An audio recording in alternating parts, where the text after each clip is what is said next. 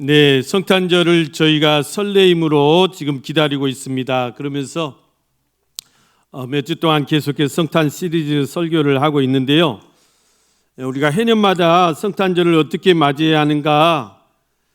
여러분, 첫째는 다시 오실 성탄을 우리가 간절히 기다려야 된다고 그랬죠.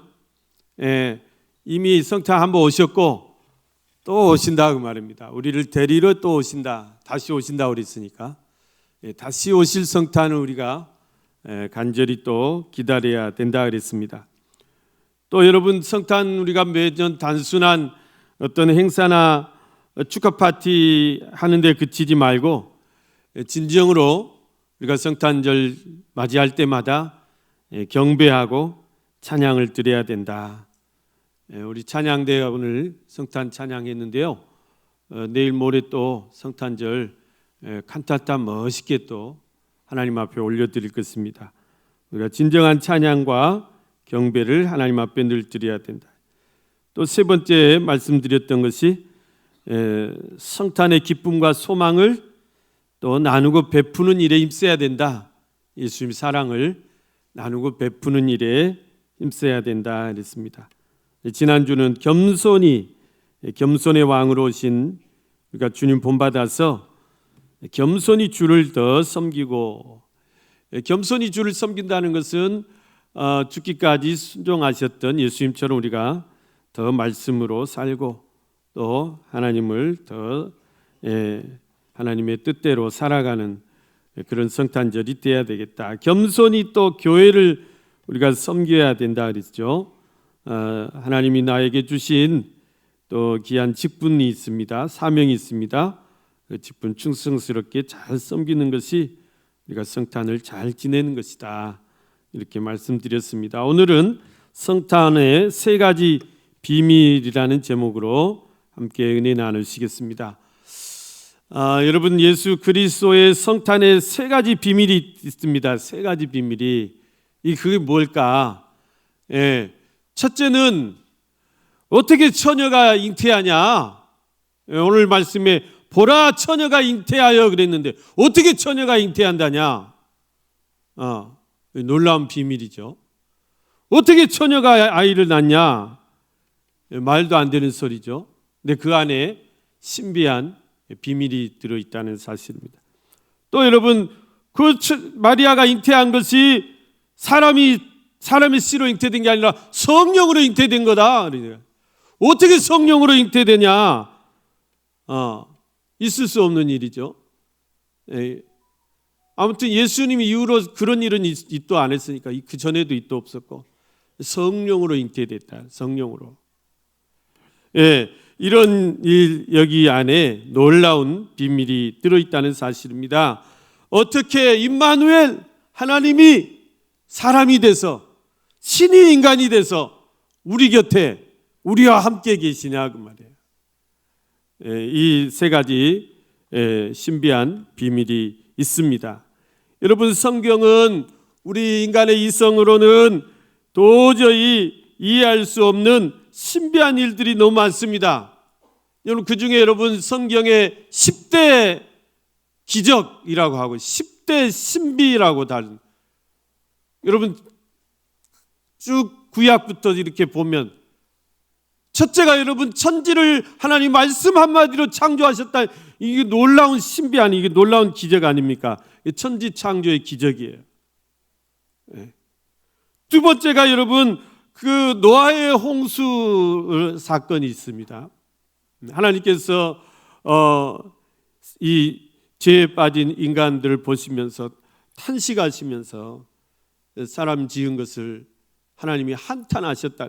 그래서 다 물로 심판하실 때 40일 동안 여러분 하나님께서 윗샘이 터지고 아랫샘이 터지고 그래서 온 세상이 물에 다 잠겼다고 그랬습니다. 산 꼭대기까지 다 잠겼다고 그랬어요. 이것도 놀라운 기적이다. 도저히 믿을 수 없는 일 아닙니까? 기적인 거죠. 출애굽의 기적이 있습니다. 하나님께서 그 300만 되는 이 히브리 노예들이잖아요. 노예들 애굽에서 430년 동안 노예 생활하던 그 히브리 민족을, 그 아브라함의 자손들을 하나님께서 다 구원해 내신 거예요. 한날 한시에. 이거는 기상천외한 일이에요. 인류 역사에 있도 없는 일이에요. 기적 중에 기적이에요. 그 마지막 10가지 재앙 중에서 마지막 기적, 온 애굽 전역에, 그 넓은 애굽 땅덩어리에 처음 난 것은 다 하나님이 치시고 다녔다. 처음 난 것. 바로의 왕의 아들부터 시작해가지고 모든 가축의 처음 난 새끼까지 다 치셨다. 장자의 재앙. 이거는 있을 수 없는 일이죠. 놀라운 하나님의 기적인 것입니다. 그리고 이제 출애굽한 이스라엘 백성들 막 뒤에서 애굽의 바로의 군대가 잡으려고 쫓아오잖아요. 그런데 앞에 홍해가 가로막혀 있잖아요. 그 홍해를 하나님께서 모세의 지팡이를 가리켜라. 모세 그 말씀에 순종할 때 그 홍해가 쫙 갈라졌다 그랬어요. 홍해의 기적이에요. 여러분 지금 진도의 바닷물이 이렇게 갈라지는 거, 그것은 이제 기적이라고는 할 수 없습니다. 그거는 그냥 이제 조수간만의 차로 이렇게 생기는 어떤 자연 현상이라고 할 수 있는데, 그런데 그거는 비교할 수 없는 이 홍해의 기적은 놀라운 기적이라는 것입니다.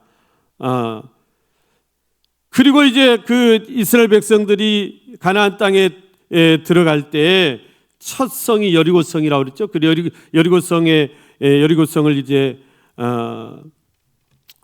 정복해야 되는데 이 도저히 사람의 손으로는 할 수 없는 거예요. 그 여리고성의 성을 정복하는데도 하나님께서 놀랍게 기적을 베푸시죠. 날마다 하루에 한 바퀴 돌아라. 마지막 7째 날 7번을 돌아라. 그래서 그 말씀을 순종하고 외쳤을 때 그 견고한 그 성이 와르르 무너졌다. 이것도 하나님의 기적이다는 거예요. 또 여러분, 요사가 아무리 연합군하고 이제 그 정복 전쟁을 할 때요, 요사 기도했어요. 하나님 앞에. 하나님, 이 전쟁이 지금 한창인데 지금 해가 떨어지면, 해가 지면 이거 다 수포로 돌아갑니다. 하나님이 이 해가 지지 않도록 중천에 매달아 주시옵소서. 해가 더 이상 넘어가지 않도록 붙들어 주시옵소서. 정말 하나님께서 그 기도를 들으셔서 해가 멈췄다. 해가 멈췄다. 해가 멈췄어요. 이것도 전무후무한 일 아니겠습니까? 해가 멈추니까 다른 자연이 올라오려다가 왜 안 가는 거야? 달이 못 떠올랐다 그랬어요. 놀라운 기적입니다. 여러분 믿을 수 있겠습니까? 이거를? 여러분 또 신학에 넘어와서 오늘 우리 본문에 나와 있는 이 동정녀가 아이를 잉태하고 또 동정녀가 그 아이를 낳은 것, 이것도 예수님이 이 세상에 오시는데 동정녀의 탄생에, 이것도 놀라운 기적이고 신비란, 이건 나중에 이따가 자세히 알아보고요. 그리고 예수님이 33년 사시면서 마지막 이제 십자가를 치시고 십자가에 죽으셨단 말이에요. 그리고 여러분 놀라운 사실은 죽은 지 사흘 만에 다시 살아나신 거예요. 부활의 놀라운 기적, 이것도 여러분 사람들은 믿지 않아요. 믿을 수가 없어요. 근데 성경은 분명히 예수님이 다시 살아나셨고 부활하셨고, 그 역사에, 우리 기독교 역사에, 교회 역사에 그 부활의 수많은 증거들이 있고 증인들이 있고, 우리는 지금도 그것을 믿고 있지 않습니까? 그리고 마지막 한 가지 기적이 뭐냐면 그 주님이 이제 우리를 데리러 다시 오신다는 거예요. 주님이 다시 처음 온 것도 놀라운 기적이지만 예수님이 마지막 다시 오시는 것, 이 재림의 기적 또한 마지막 기적이에요. 여러분 이런 일들이 우리에게는 그저 신비할 따름이고 정말 믿을 수 없는, 믿기지 않는 일이에요. 그러나 여러분 이런 일들이 하나님에게는 능치 못함이 없을 줄로 믿습니다. 하나님에게는 이런 일들이 못할 일이 없으신 거예요. 능히 하지 못할 일이 아니라는 말이에요. 이런 일들은 하나님에게는 아무런 문제가 되지 않아요. 아무런 문제가 되지 않아요. 이런 일 행하시는 데 있어서. 우리만 그것을 못 믿을 뿐이고 이해가 안 될 뿐이죠. 하나님에게는 이런 일들이 아무런 문제가 되지 않는다. 여러분, 하나님을 믿으시죠? 하나님을 믿으시는 줄 믿습니다. 하나님 살아계신 걸 믿으실 줄 믿습니다. 하나님이 전능하신 분이신 것을 믿으시는 줄 믿습니다. 그렇다면 여러분, 하나님이 행하신 이런 10대 기적뿐만 아니라 더 많은 놀라운 일들도 믿으시길 바랍니다. 하나님은 믿으시면서 왜 이런 일들은 안 믿으시려고 그래요? 예? 성경에 기록된 이 말씀들은 다 정확무한 하나님의 말씀이에요. 우리가 그대로 믿어야 돼요. 그대로 1.1획도 변함없이 그대로 이루어진 것을 믿어야 되고 앞으로 그대로 또 이루어질 것을 꼭 믿으셔야 돼요. 어떤 사람들은 성경을 막 성경의 권위를 깎아내리고 하나님의 권위에 흠집을 내려고, 그래서 이런 말이에요. 노아의 홍수가 그냥 그 노아가 살던 그 지방에 조금 국지적으로 좀 홍수 났겠지, 무슨 온 세상이 다 물에 잠기냐? 저한테 그래요. 정신없는 소리 하지 말아라. 성경을 네 마음대로 해석하지 마라. 성경의 권위를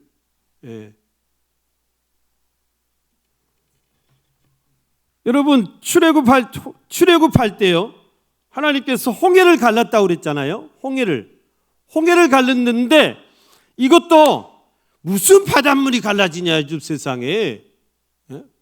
그래서 저 홍해 제일 가장자리에 야트막한 곳에 갈대밭 사이로 글이 지나갔다는 거예요.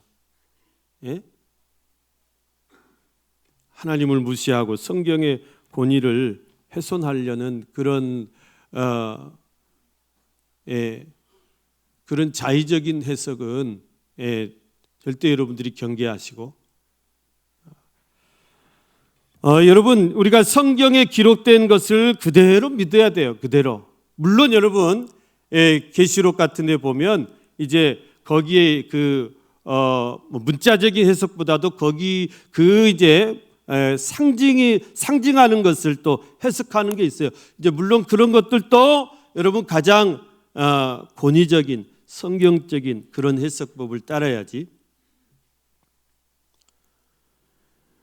아무튼 여러분, 우리는 성경에 기록된 모든 말씀들은 하나님이 기록한 말씀이 하나님의 감동대로 기록된 말씀이고 정확무오한 말씀인 것을 우리는 믿어야 됩니다. 오늘 그 중에서 이 동정녀 탄생의 비밀을 여러분 확실히 믿으시길 바랍니다. 동정녀 탄생, 이게 가능하냐 보시겠습니다. 왜 여러분 예수님이 성령으로 잉태되셔야 했는가예요? 왜 성령으로 잉태되셔야 했는가? 오늘 여기 말씀에 여러 번 그렇게 말씀하고 있습니다. 예수 그리스도의 나심은 이러하니라. 그의 어머니 마리아가 요셉과 약혼하고 동거하기 전에 성령으로 잉태된 것이 나타났더니, 18절 말씀.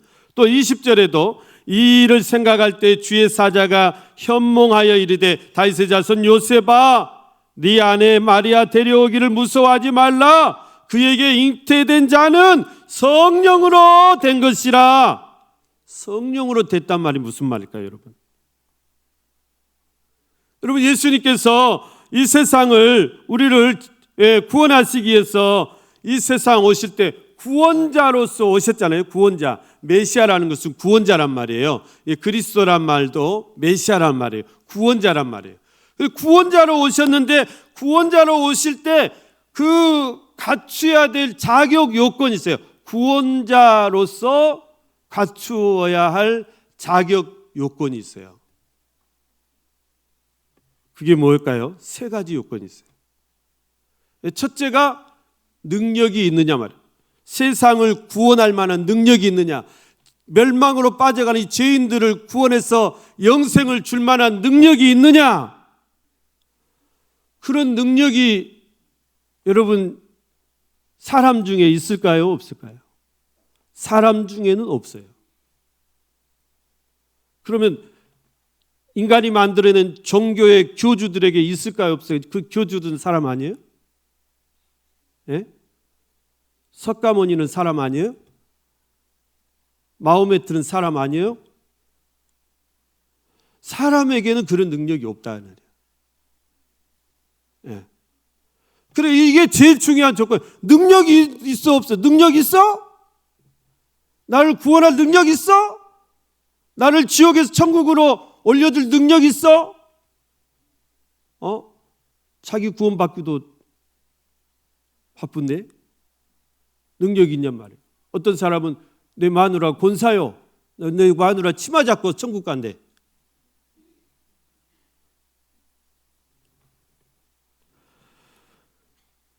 여러분, 예수 그리스도에게는 그 능력이, 하나님께서 그 능력을 부어주셨어요.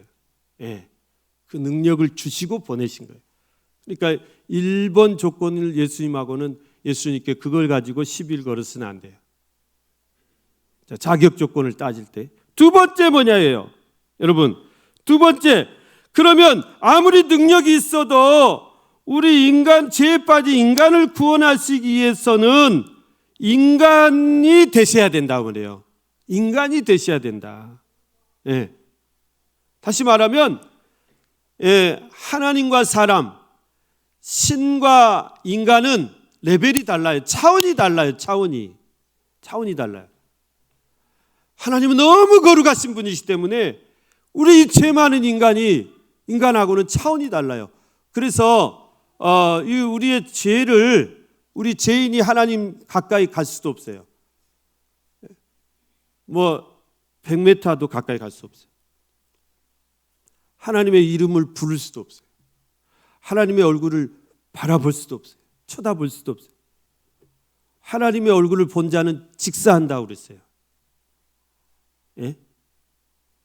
그러면 예수님께서 우리를 구원하시기 위해서 이 땅에 오셨는데 그렇게 신성만 충만하고 그렇게 거룩한 하나님으로만 왔다면 우리는 가까이 갈 수도 없고 우리 죄를 예수님 앞에 넘길 수도 없고 우리 죄를 예수님 앞에 넘겨야 되잖아요. 내 죄를.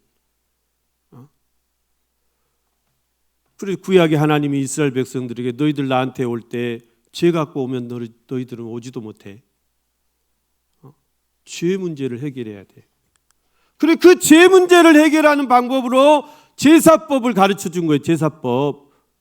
왜 조상한테 아들이 저라고 그런 제사 말고요. 하나님 앞에 예배하는 그 예배법을 가르쳐 준 거예요. 하나님 앞에 나올 수 있는 방법을 가르쳐. 그게 뭐냐? 네 죄를 너를 대신해서 짐승을 한 마리 데려와. 그럼 그 짐승이 뭔 죄예요? 네? 짐승이 뭔 죄예요? 짐승들은 죄를 안 지어요. 네? 하나님이 창조하신 대로 공중의 새도 땅의 짐승들도 다 창조하신 대로 살아요. 사람만 너무 영리해갖고 죄 짓지. 그러니까 그 짐승을 가져와서 네가 제사장 앞에서 그 짐승 머리에 네 손을 얹고 네 죄를 거리 옮겨. 전가시킨다고 그러죠. 그러니까 짐승의 머리에 안수를 기도를 해요. 지가. 그러면 이 짐승이 아무 죄도 없는데 주인의 죄를 뒤집어 쓰고 죽어. 거기서 도살을 해. 짐승을 잡아. 그러면 그 제사장이 그 피를 뿌리고 그 제물을 하나님 앞 번제단에서 태워서 그렇게 하나님 앞에 나가는 거예요. 예. 그런데 그거는 일회용이에요. 일회용. 그걸로 영원히 내 죄를 내가 씻을 수 없어. 그 다음에 또 가야 돼. 또 데리고 가야 돼. 이렇게는 안 되겠다. 이렇게는 너희가 정말 구원의 기쁨을, 영원한 생명을 누릴 수 없다. 그래서 영원한 속죄 제물이 되신 우리의 일을 위해서 희생 제물이 되실 예수 그리스도가 한 번의 제사로, 희생 제사로 우리는 이제 그 다음에 구약의 백성들처럼 그럴 필요 없잖아요. 우리 하나님 앞에 나올 때 예수 그리스도의 그 십자가의 공로 의지해서 그 공로 붙들고 나오면 하나님이 다 받아주신다. 예. 여러분, 이렇게 여러분 우리의 죄를 씻을 수 있는 방법은 예수님이 인간이 되셔야 된다는 거예요. 인간이 되셔야. 이게 이제 또 큰 문제. 예수님이 인간이 되셔야 된다. 예수님이 사람의 몸을 입고 이 땅에 오셔야 우리의 허물을 받을 수 있고 우리의 연약함을 이해할 수 있고 우리와 똑같은 성정을 가지고 우리의 죄를 받으실 수 있다는 거예요. 그래서 예수님께서 그것까지 다 감수하셨어요. 그리고 스스로 낮추셔서 겸손하게 사람의 모양을 입고 우리와 같이 인간으로 오시게 된 것입니다. 이 두 번째 조건도 갖춰졌죠. 세 번째 조건이 문제예요. 세 번째 조건은 뭐냐면 그러면 사람은 사람이 돼 죄가 하나도 없어야 돼. 죄가 하나도 없으신 완전한 의로운 사람으로 오셔야 됐다래요. 그런데 문제가 있어요. 아담의 범죄 때문에요. 아담 이후로 태어나는 모든 사람은 그 아담이 지은 원죄가 있어요. 그게 뭐예요? 불순종이에요. 불순종. 그 원죄를 다 가지고 나오게 됐어요. 너무 억울하시죠? 근데 어쩔 수 없어요. 대표성의 원리예요. 한 사람 아담으로 인해서 죄가 세상에 들어와 버렸어요. 그런데 한 사람 의인이신 두 번째 아담이신 예수 그리스도의 의로운 순종으로 우리가 또 죄를 벗을 수 있는 또 길이 열렸잖아요. 그러니까 쌤쌤이에요. 너무 억울해하지 마세요. 그런데 아무튼 아담의 범죄 때문에 아담 이외 모든 사람이 아무튼 어떻게 됐건 원죄를 가지고 태어났는데 그러면 예수님도 사람의 몸으로 이렇게 오면 원죄를 가지고 태어났는데 그러면 사람들이 그럴 거 아니에요. 당신은 죄 없어? 그래서 안 되겠다. 원죄를 차단해야 되겠다. 원천적으로 그 원죄를 차단하시기 위해서 예수님이 무엇을 하셨을까요? 성령으로 잉태되신 거예요. 그래서 사람의 손을 빌리지 않고 예수님은 스스로 나신 스스로. 여러분 만약에 예수님께서 예수님의 육신의 아버지 요셉과 또 육신의 어머니 마리아가 이렇게 동거해가지고 그냥 일반적으로 여러분 보통 생육법에 의해서 그렇게 잉태가 되시고 그렇게 나오셨다면 예수님도 여전히 어때요? 원죄를 가지고 나올 수밖에 없단 말이에요. 그러면 사람들이 뭐라고 그랬어요? 재 묻은 개가 똥 묻은 개 뭐라 할 수 있잖아요. 뭐라고 하면 뭐라 그래요? 네 똥이나 닦아. 너나 잘해. 이러거든요. 예수님이 그것을 완전히 차단하신 거예요. 완전히. 그래서 예수님은 죄가 하나도 없이 태어나신 분이에요. 죄가 하나도 없이 잉태되셨고 죄가 하나도 없이 태어나셨습니다. 살면서도 여러분 죄를 하나도 안 지었다고 그랬죠. 살면서도 죄를 하나도 안. 우리는 살면서 그냥 생각하는 것이 죄고, 그냥 일주일 몇 죄를 묻히고 살잖아요. 세상에서. 그런데 예수님은 하나도 죄가 없이 그렇게 사셨다. 십자가를 지실 하등의 제목을 사람들이 찾지 못했다 그랬어요. 자, 이 세 가지 조건, 구원자로서의 능력과 또 우리를 구원하시기 위해서 우리와 똑같이 인간이 되셨고 인간은 인간이지 죄가 하나도 없으신 그야말로 의로운 그런 사람으로 태어나셨다는 것입니다. 그러기 위해서 성령으로 잉태되시고 동정녀 마리아의 몸에서 나신 것이다. 여러분 이 세 가지 조건을 다 예수님은 갖추셨다는 것입니다.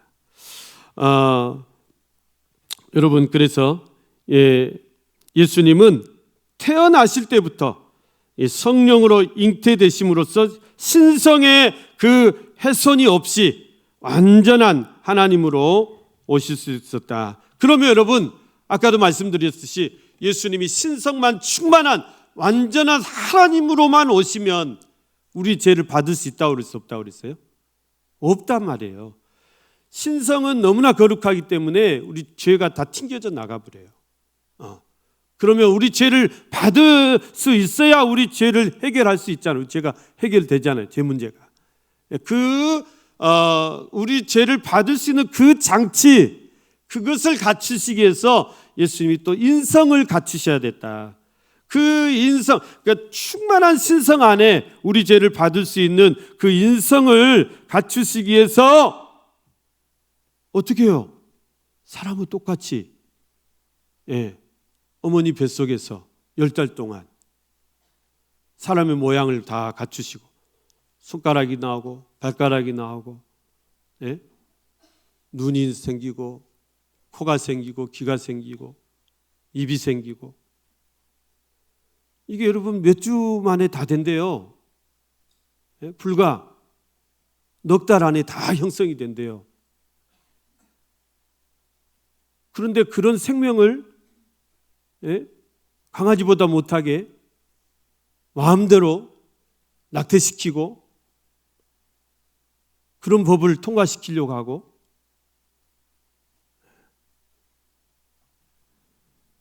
그러면 안 되죠.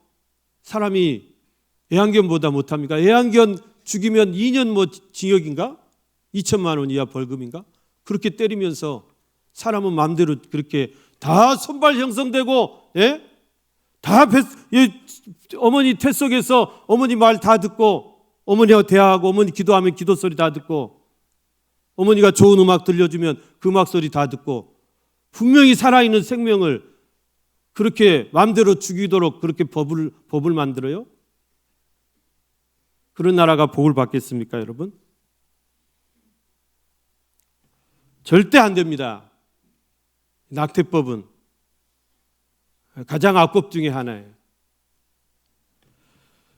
여러분, 왜 예수님께서 동정녀의 몸에서 나오셔야만 했는가예요? 왜 동정녀의 몸을 빌려서 오셔야만 했는가예요?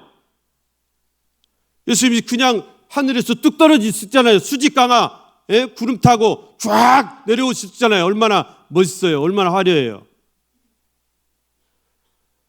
그러면 인성을 모른단 말이에요. 우리의 연약함을 알 수가 없다는 말이에요.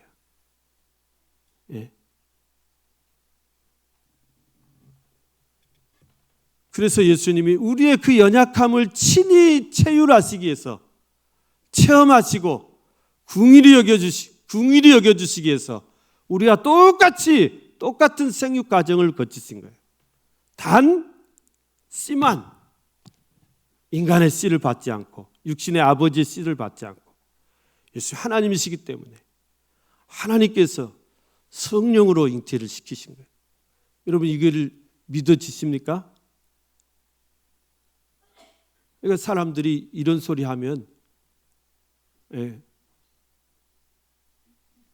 이해를 못하는 거죠.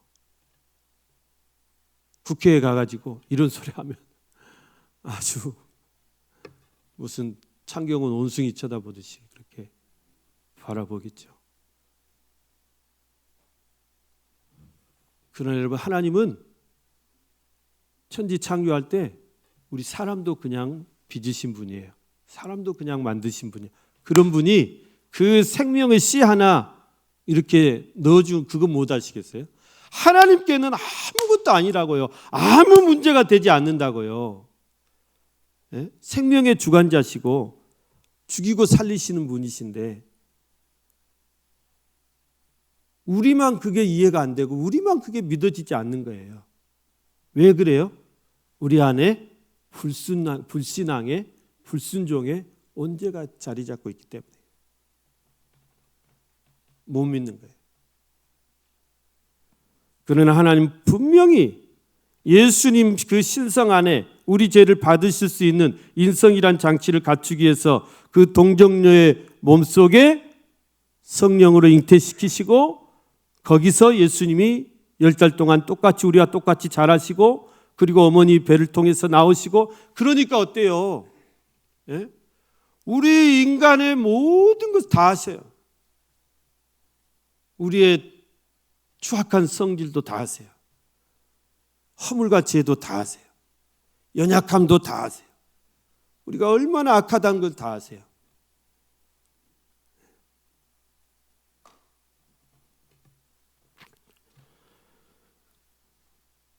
그래서 여러분, 예수님은 육신의 아버지인 요셉의 씨로 잉태된 것이 아니에요. 예, 요셉이 예수님을 낳으신 것이 아니에요. 우리 유교 덕목 중에 아버지 날 낳으시고 어머니 날 기르신다 그랬는데, 아버지가 날 낳는다는 말은 무슨 말이에요? 아버지가 내 씨를 주신 것이다 그 말이에요. 그러니까 부모 없이 혼자 유아독전 난 놈은 하나도 없다 그 말이에요. 그러나 예수님은 사람의 아들이 아니고 하나님의 아들이시기 때문에 예수님은 어떻게 나셨냐? 사람의 씨로, 아버지 요셉이 씨를 준 게 아니라 하나님께서 성령으로 잉태시키셔가지고, 그리고 나올 때도 스스로 나오셨다.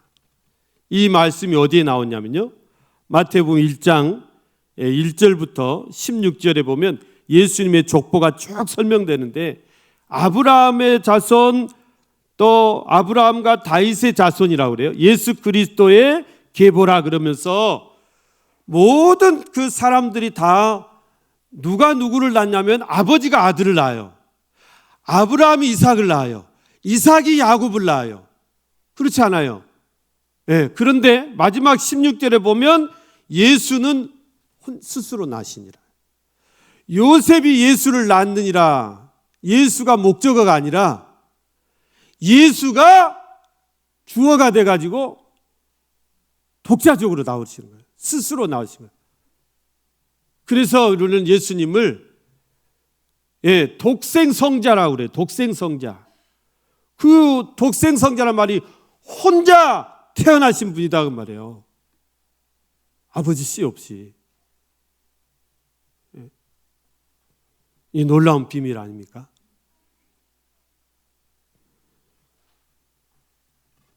왜 그러셨냐 그 말이죠.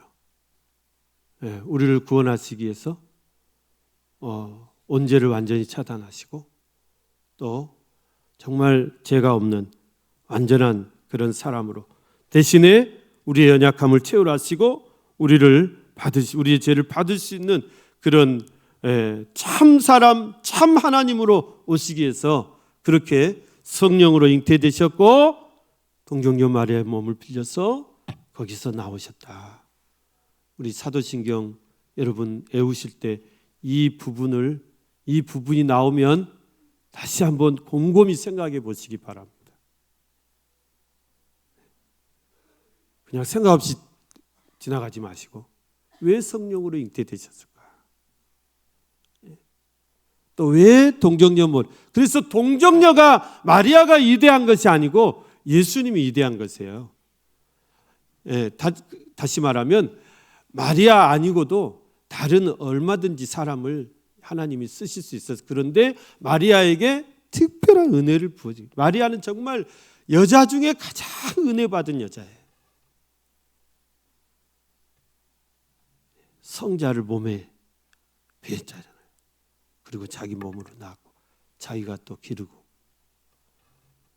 놀라운 축복받은, 우리는 마리아만큼은 아니어도 여러분 다 우리가 그렇게 하나님의 놀라운 은혜를 받은 사람들인 줄 믿습니다. 그렇다고 마리아를 막 신격화할 필요는 없어요.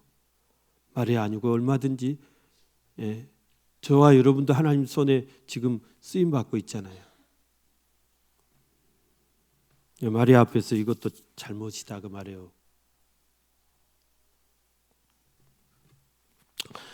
여러분, 왜 예수님이 세 번째로 임마누엘로 오셔야 되냐면, 임마누엘이라는 뜻이 하나님이 우리와 함께 계시다는 뜻인데, 왜 하나님이 그 좋은 하늘 보좌를 다 버리시고 이 제약된 세상에 내려오셨냐 그 말이에요. 그리고 왜 우리와 함께 그 죄 속에서 뒹굴고 사시냐고 말이에요. 계시냐고 말이에요. 여러분, 세상의 타 종교들은 다 인간이 열심히 신을 찾아서 해탈하고 득도하고 도를 깨치고 그런 종교들이잖아요. 그런데 기독교는 정반대예요. 하나님이 죄에 빠진 인간을 찾아오신 종교예요. 찾아와서 우리와 함께 하시는 임마누엘의 종교라는 사실입니다. 여러분, 이것이 놀라운 은혜인 것이죠. 예수님이 죄에 빠진 우리를 구원하시기 위해서 친히 사람이 되시고 우리 곁에 찾아오셔서 우리와 영원토록 함께 하시는 임마누엘 하나님이신 것입니다. 사랑하는 우리 성도 여러분, 우리가 성탄을 맞이하면서 최소한 이 세 가지 비밀은 알고, 예수님이 왜 성령으로 잉태되셔서 또 예수님이 왜 우리가 이해되지 않은 천의 몸에서 나셨는가, 그 다 저와 여러분을 구원하시기 위해서 또 우리와 함께 해주시기 위해서 사람의 몸을 입고 이 땅에 오셔서 임마누엘로 우리와 함께 해주시는 줄로 믿습니다. 여러분, 이 성탄의 또 은혜를 진심으로 우리가 오늘 또 찬양 드리시면서 또 여러분의 가정과 또 여러분 모든 마음속에 항상 일터에 임마누엘 예수님의 놀라운 축복이 함께 하시기를 간절히 축원합니다.